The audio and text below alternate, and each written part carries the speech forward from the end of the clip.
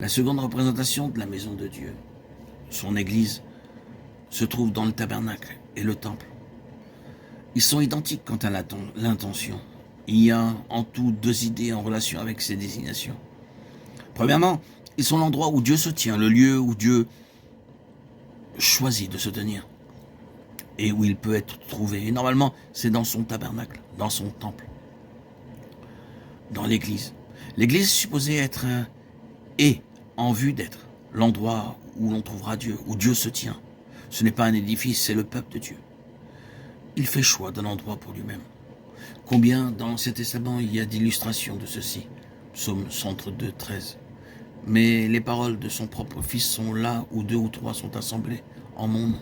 Je suis au milieu d'eux. Matthieu 18, 20. Ce n'est que l'énoncé d'un principe éternel. Dieu fait choix de s'établir ou de se localiser. Il choisit de se tenir à un certain endroit. Et là, on le trouve. Combien on est tenté de s'étendre sur cela. Mais si vous, en tant que croyant, en tant que chrétien, vous vous détachez du peuple du Seigneur et vous en allez sur votre propre chemin indépendant, vous vous trouverez bien vite dans la situation de Thomas, là où le Seigneur ne se trouve pas. Et comme Thomas, vous ne trouverez pas le Seigneur jusqu'à ce que vous reveniez parmi les autres disciples. Dieu a choisi son temple spirituel, comme le lieu où il nous rencontrera, l'endroit où il peut être trouvé. Et quand ce lieu est comme il doit être selon sa pensée, c'est aussi le lieu où il parle. J'ose faire un pas de plus et dire que plus les conditions d'une compagnie correspondent étroitement à l'idée de Dieu, à la pensée de Dieu pour l'Église, plus pleinement là vous l'entendrez parler. Vous entendrez davantage de la part du Seigneur dans de telles conditions que là où il y a une approximation moins fidèle de sa conception du temple. La seconde pensée en relation avec le tabernacle ou le temple est que c'est le lieu où Dieu est adoré.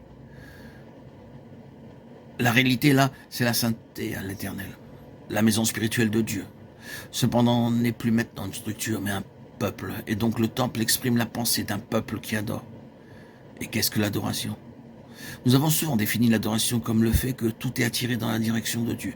Tout est dirigé vers le Seigneur. C'est là la sainteté ou l'intégrité à l'éternel. Tout étant pour lui. Voilà comment l'Église devrait être. C'est là la pensée de Dieu. L'ordre dans la maison de Dieu. Et l'ordre de Dieu. Dieu est un Dieu d'ordre. Dieu a un ordre pour sa maison, et il est très minutieux et exigeant à cet égard. Cela est suffisamment clair par la première lettre aux Colossiens. Si nous ignorons cet ordre-là, si nous le dédaignons, le mettons de côté, ce sera pour notre propre perte, à notre propre détriment. Nous découvrirons que dans nos vies, il y aura de la frustration, de la limitation. Dieu ne mettra pas son sceau sur nous. Le Saint-Esprit est le gardien de l'ordre divin, et donc nous entrerons dans cet ordre-là si nous sommes sous le gouvernement du Saint-Esprit.